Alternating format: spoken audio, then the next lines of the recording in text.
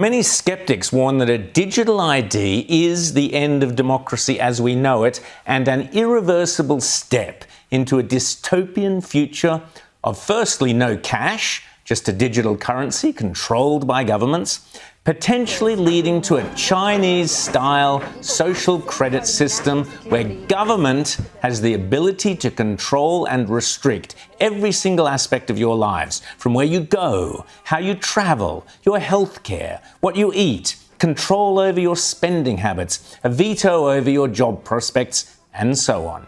On your screen is the World Economic Forum's graph on how a digital ID is central to controlling every part of an individual's life. Financial services, food and sustainability, travel and mobility, e-commerce, social media and telecommunications, it's all there. And of course, every aspect of your healthcare. Digital ID schemes potentially give absolute powers of surveillance and control over every aspect of your life to unelected bureaucrats, unscrupulous politicians and greedy governments and corporations.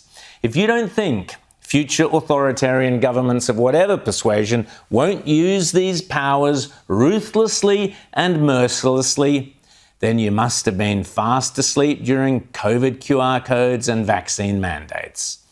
According to an opinion piece in LifeSite News, the reality of digital identity is not about curbing illegal immigration. It has nothing to do with securing jobs, and it most certainly isn't meant to protect youth online.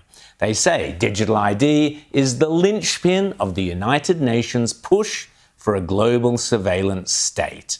Aman Jabi is a former Silicon Valley video and camera design whiz kid. He's now turned whistleblower on the dangers of where big tech, along with big government, want to take us. Facial recognition will be used to unlock your digital identity, which is going to be a tool of control for the agendas that are coming down the pipeline. The plan is to pretty much lock up humanity in smart cities, which is kind of a superset of a 15-minute city. Water management is about water rationing, noise pollution is about speech surveillance, traffic monitoring is about limiting mobility, and then, of course, energy conservation is all about rationing heat, electricity and gasoline. Keir Starmer is currently trying to introduce the UK's digital ID by making it mandatory if you want to work and pretending it will solve Britain's immigration problems. The public aren't buying it.